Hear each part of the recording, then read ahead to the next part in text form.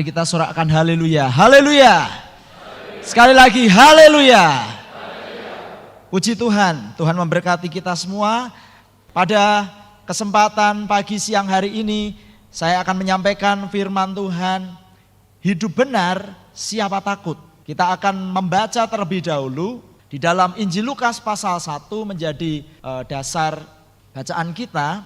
Injil Lukas pasal 1 ayat 5 sampai ayat yang ke-25. Hidup benar, inilah kehidupan yang dijalani oleh keluarga Imam Zakaria dan istrinya Elisabet. Zakaria dan Elisabet adalah orang yang hidup benar. Mereka menikah berkeluarga dengan benar. Kalau kita membaca tadi, Zakaria yang berasal dari keturunan Harun, artinya adalah keturunan imam, dan menikah dengan Elisabet, juga dari keturunan Harun. Jadi mereka menjadi pasangan yang seimbang, pasangan yang sepadan, orang yang percaya, orang yang takut akan Tuhan, kemudian bertemu dengan orang yang takut akan Tuhan, kemudian mereka menikah. Dan tentu saja orang-orang melihat bahwa pasangan ini adalah pasangan yang ideal. Kemudian Zakaria dan Elisabet adalah keluarga ini hidup dalam menghidupi panggilan. Zakaria sebagai anak imam, dia hidup untuk kemudian menjadi imam juga. Sebab panggilan Tuhan berkata dari 12 suku Israel, maka ada satu suku yang diminta oleh Tuhan untuk menjadi pelayan Tuhan. Itu adalah suku Lewi. Dan di suku Lewi itu memiliki keluarga-keluarga. Dan salah satu keluarga yaitu keturunan Harun, kakak Musa, itulah yang menjadi imam. Jadi imam di Israel adalah selalu keturunan dari Harun, dari suku Lewi. Dan kalau orang dari suku Lewi, kalau keturunan Harun tetapi tidak menjadi imam, tetapi tidak melayani Tuhan, itu bisa dikatakan nyalai kodrat. Karena sudah ditentukan oleh Tuhan. Suku ini adalah milikku, harus melayani aku di bait Allah. Waktu di padang gurun melayani aku di tabernakel atau kemah pertemuan. Oleh sebab itu kita melihat di sini Zakaria adalah seorang yang menghidupi panggilannya. Dia tidak melarikan diri dari panggilan. Tetapi Zakaria ini keturunan Harun, keturunan imam, dan dia hidup untuk menjadi imam. Artinya dia menghidupi panggilannya. Kehidupannya benar. Yang ketiga, mereka hidup dengan sungguh benar. Kalau kita membaca ayat yang ke-6, keduanya adalah benar di hadapan Allah.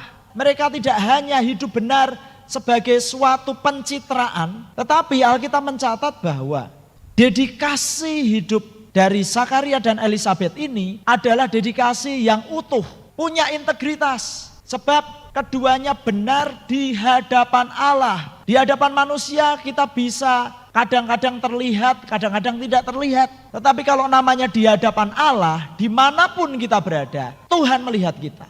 Tuhan melihat apa yang kita lihat dengan HP kita. Tuhan melihat waktu kita sendirian di dalam kamar. Tuhan melihat waktu kita ada di jalan raya. Bagaimana kehidupan kita, Tuhan melihat semuanya. Dan Alkitab mencatat bahwa Zakaria dan Elisabet, keduanya benar di hadapan Allah. Dan kemudian di kelanjutannya ayat yang ke-6 ini, dan hidup menurut segala perintah dan ketetapan Tuhan dengan tidak bercacat. Ketaatannya kepada Tuhan itu tidak bercacat. Ketaatannya itu penuh. Tetapi ayat 7 menunjukkan bahwa orang benar itu mengalami tantangan. Di ayat 7 katakan, tetapi mereka tidak mempunyai anak. Sebab Elisabet mandul dan keduanya telah lanjut umurnya. Orang benar menghadapi tantangan. Orang benar mengalami problematika dalam hidup. Di dalam kisah ini, keluarga ini tidak mempunyai anak. Kemudian pergumulannya tidak kunjung dijawab oleh Tuhan. Sebab mereka sampai lanjut umur, tetapi tidak kunjung mendapat karunia untuk dipercayakan keturunan. Kalau kita membaca di dalam ayat yang ke-12, 13, ketika malaikat Gabriel menampakkan diri kepada Zakaria di bait suci waktu dia melayani pembakaran ukupan, maka Gabriel berkata, sebab doamu telah dikabulkan. Artinya Sakaria dan Elisabet ini terus bergumul, terus berdoa. Tetapi pergumulannya itu dari tahun ke tahun ke tahun. Dari awal menikah, kemudian menjalani pernikahan sekian waktu lamanya, sampai dewasa, keluarga muda, keluarga dewasa muda, keluarga dewasa mungkin, keluarga tuwek ya, sampai keluarga tuwek bekekek ya. Tetap saja pergumulannya itu belum dijawab Tuhan. Ada tantangan. Kemudian mereka menghadapi cemoohan. Kalau kita membaca di dalam ayat yang ke-25 tadi, Elisabet berkata, inilah suatu perbuatan Tuhan bagiku yang sekarang ia berkenan menghapuskan aibku di depan orang. Orang-orang di sekeliling yang awalnya meyakini, punya pengharapan, melihat keluarga Sakaria dan Elisabet ini, wah ini keluarga yang akan dipakai Tuhan ini. Ya. Tapi kemudian melihat, kelihatannya baik-baik orangnya. Tapi kok tidak dikasih Tuhan keturunan. Jangan-jangan mereka ada yang tidak beres hidupnya. Mungkin ada yang disembunyikan. Kita tidak tahu, tetapi ada hal-hal yang tidak kelihatan. Ya sepertinya begitu. Sepertinya Elisabet ini yang berdosa. Karena dia mandul. Dan lain sebagainya. Ada banyak cemoohan, perkataan orang dialami oleh orang benar. Oleh keluarga yang hidup dalam ketaatan. Dan dianggap aib dikatakan. Jangan heran sebab dunia yang kita hidupi adalah dunia yang sudah diracuni oleh dosa. Dan oleh karena itu dunia ini melecehkan kebenaran. Nah bagaimana kita? Apakah kita takut untuk hidup benar? Kita harus mengubah anggapan keliru tentang hidup dalam kebenaran. Yang pertama, hidup benar maka akan bebas dari masalah. Ini tidak akan terjadi. Selama kita hidup di dunia ini, maka kita akan menghadapi masalah. Sekalipun kita mau hidup dalam kebenaran, sekalipun kita hidup untuk berusaha mentaati firman Tuhan, tetapi kita tetap akan menghadapi masalah. Jadi jangan berpikir saya mau hidup benar supaya saya tidak menghadapi masalah. Kita akan tetap menghadapi masalah. Kemudian yang kedua, anggapan yang keliru. Kalau demikian, hidup benar, hidup ngawur, ya sama saja. Hidup benar kena masalah, hidup ngawur juga kena masalah kok. Jadi ngapain harus hidup benar? Nah ini juga sesuatu yang keliru. Kita perlu untuk menanggapi kekeliruan ini. Sesuai dengan firman Tuhan ini. Jangan takut untuk hidup benar. Saya mau katakan lagi, jangan takut untuk hidup benar. Amin. Ya. Jangan takut untuk hidup benar. Kenapa? Yang pertama, karena kita mau hidup benar bukan untuk menghindari masalah. Kehidupan yang kita hidupi, kita sebagai orang-orang percaya diajak untuk menghidupi kebenaran adalah karena ini kehidupan yang harus kita jalani.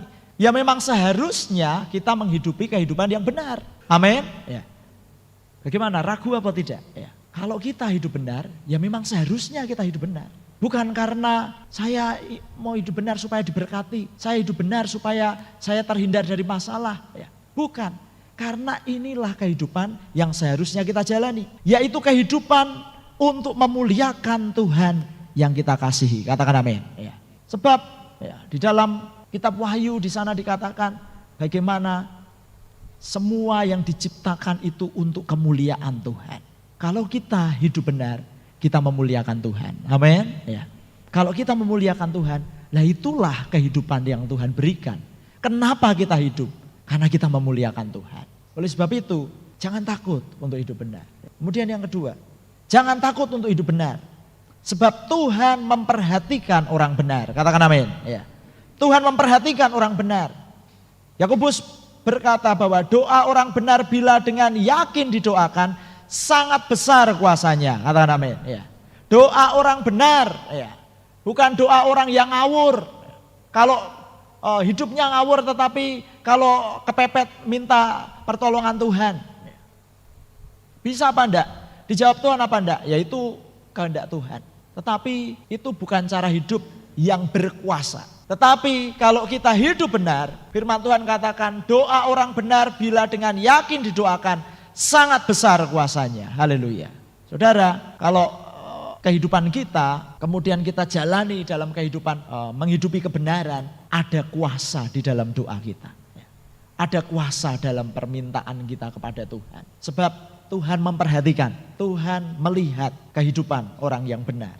Ketika Yohanes Pembaptis terlahir, kemudian Sakaria mulai dapat berbicara lagi, dia menaikkan pujian di hadapan Tuhan. Suatu nubuatan ya, yang memuliakan Tuhan.